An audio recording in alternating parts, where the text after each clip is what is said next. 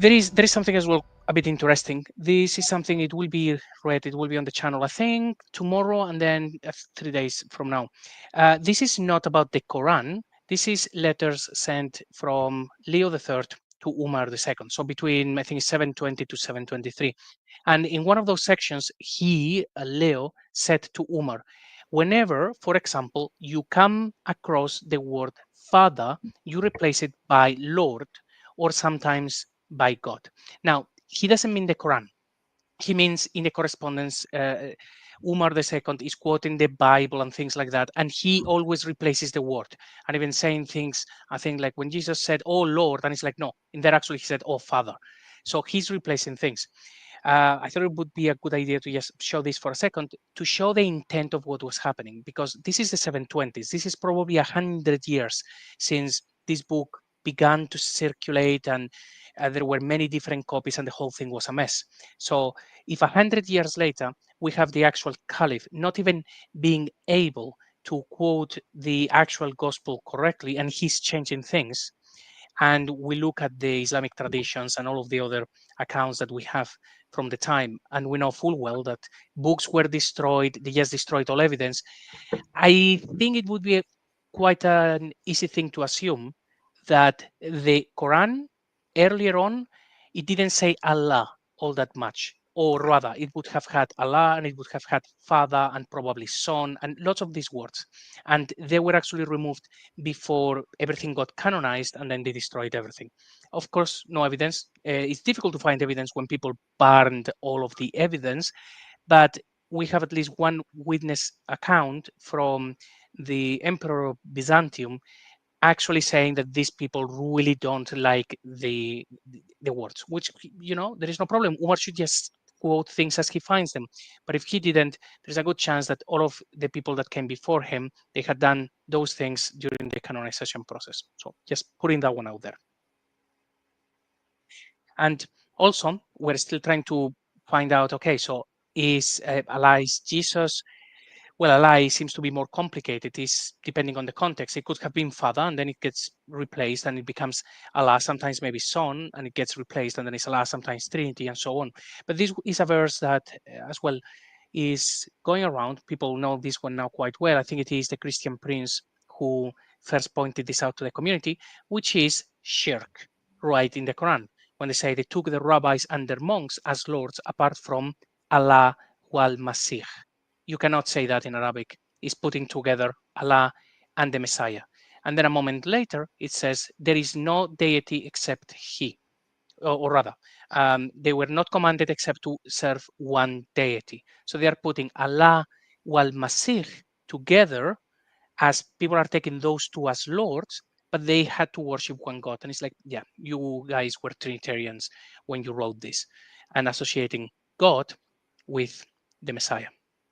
At the very least, they were duetarians. At the very least, yes. I'm just saying because we've seen other things, but yeah, Mhm. based on this, they would have believed in that manner. And well, more fun stuff. Surah 2, Ayah 108, we read, again, this is Murad, guys. Or do ye will to ask your messenger, as Musa was asked from before? And he who substitutes belief by covering has already erred the evenness of the way. And then earlier in this verse we read, and indeed, we have already advanced Musa the writing, and a blank word, which we're not going to go into yet, from after him, by the messengers, and advanced Isa, son of Maryam, the evidencers, and gave him hand by the breath of holiness, Ruha Kudus. Is it that whenever a messenger came to you, by what yourselves do not fawn, ye seek self-enlargement, then ye belied a separate group and kill a separate group. Couple things to note. One is this paralleling, which occurs a lot in the Quranic text between Musa and Isa, and this is also acknowledged by church fathers and such, where they see the deliverance from Pharaoh in Egypt as a shadow of the true salvation, which is from sin, right?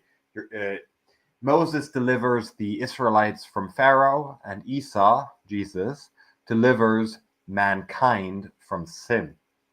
And that's the parallel that's going on here, and they play along with this a lot in the Quranic text. I want to also point out the difference in past tense and present tense between ye belied, past tense, and kill, present tense. So there's something going on here uh, where there's a difference of tenses. And the word that we're highlighting here, so this is Murad. So this is the best we can get, kind of, in terms of like standard translations from the Hafs as it appears. We see a separate group. The thing about that, though, is of course Murad is relying on early dictionaries, Kitab al-Ain, and so forth. And I've looked only very briefly. I'm no expert in Kitab al-Ain, but so we see early renditions of these words, and we're going to go into an example of that in just a moment. But we have in the Arabic, and I'm sure many people watching don't read Arabic, and I don't much myself, but I can decipher it for you here. The word for a separate group starts with the F character, FR. So this is essentially the same root as Furqan. So we see FRY, so Furik, and then that the Q there is the Q. So this is the same root as Furqan, and we talked about Furqan in an earlier video, and I recommend to watch it, because we also see the paralleling of the micro and macro deliverance in there with Musa and Isa.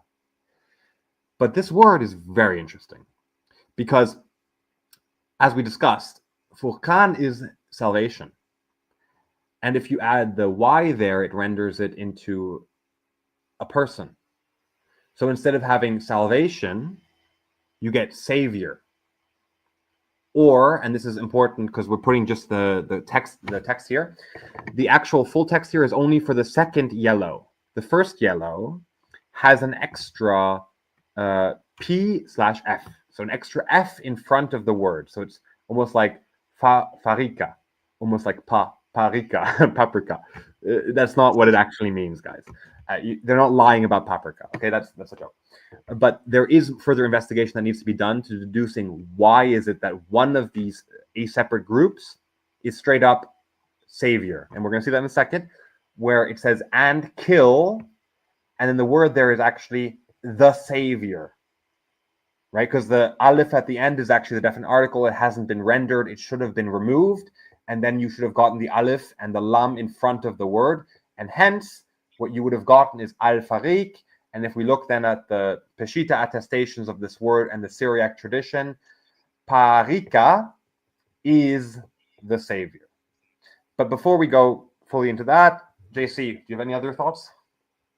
Well, with the first one, the verse 108, I always found it very funny because it says, "So do ye will to ask your messenger as Musa was asked before?" And if you check the tafsirs and stuff, it says, "Yeah, that's Muhammad. That's Muhammad. So do you want to ask Muhammad like Moses was before?" It's like, but you have just skipped Jesus. Like this, if it was about Muhammad, it would say, are you going to ask your messenger like Jesus was asked before?" So they have to go through all of this dancing. No, no, no, because Jesus, well, he was not asked. He was just killed or denied or something. And he's like, no, guys, this is just talking about, these are people going out there preaching, well, about the Messiah. That's actually what they are doing, the guys who actually wrote this book. And they are telling people, are you going to question your messenger as Moses was before? It's not even the guy saying the words. He's not the messenger. They're actually just talking about Jesus and his mission and so on. So I find it very, very clear that you shouldn't skip through Jesus in there. And if you look at the verses before and after, they're very clearly talking about Jesus. But again, you read these things, you've been programmed to read Mohammed everywhere when he's not there. And that's what we're doing. We're removing Mohammed from the book and reading what the book says. And with the second verse, 87, uh, for the longest time, I read that verse as Moses, Jesus denied and killed, because it's the same verse and you have them in that order: Moses, Jesus, and then denied or belied and killed. And I was very happy with that interpretation, talking in that manner. But of course, now when Gash and I have been looking at this into more detail, and Gash saying, "Oh, hang on a minute, that there's a problem there, and we have the problem with the tense. There could be more to that story. In fact, maybe this is talking about they denied the word of of God, the word, and they killed the body of Isa.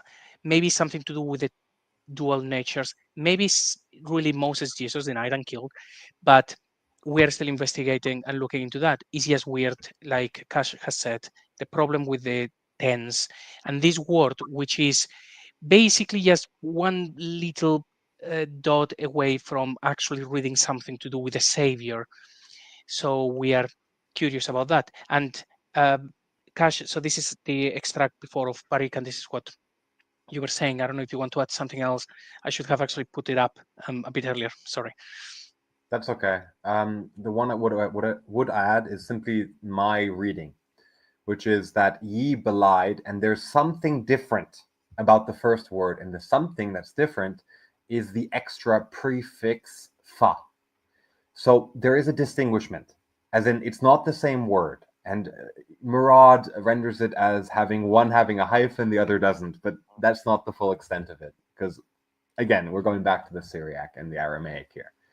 So I'm reading it as, again, we're constantly comparing Musa and Isa, Musa and Isa.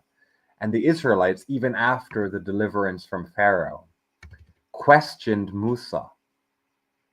So ye belied past tense, I would say, precursor to salvation. It might be something like that. It needs further investigation. And kill, present tense, the Savior. That one is clear because that one is written without the extra fa prefix. And that one is straight up one to one. Just look at this, right? Okay. First letter fa, which is in the Aramaic pa. Okay.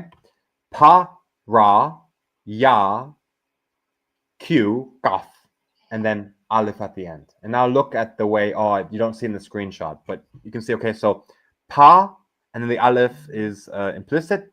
Ra, I is the long I sound. That's why you have the Y there. And then Q, kaf, and then aleph is then the aleph, which is the definite article in the Aramaic. Hence, if they properly rendered this one, as we saw before with the whole definite articles question and so forth, this should have been rendered as al-Farid, but it wasn't. And it became a separate group, or in the Sin translations, it's probably even something more silly. Or it's some. Yeah. In the Sin translations, it's some. Ye belied some and kill some, or killed some. The tenses are, you can play with them if you're a Quranic translator, frankly. But yeah, so we continuously see this paralleling, and we see this in the church fathers too. It's very Christian to speak of the precursor, the shadow of the salvation plan is the salvation from Pharaoh, and we have this constantly of comparing Musa and Isa. And what the Quranic authors here are doing is comparing the response of the Israelites to Musa and the response of the Israelites to Isa. You lied on your boy Moses and you killed Isa. Like, that's what it's saying. Yeah, so we would actually this. By the way, but they would kill Isa, specifically Isa, not. We're having all of these problems to do with the natures, and it would be about killing Isa, which means then the body, nothing to do with what would be inside of that body. So then, on after this verse, we would end with, okay, if somebody's actually killed, certainly is not Moses. If someone is killed, it has to be Isa, unless you apply the whole standard Islamic narrative and says, no, this is a generic term. That means that in the past they killed the prophets. And it's like, let's not take their word for it.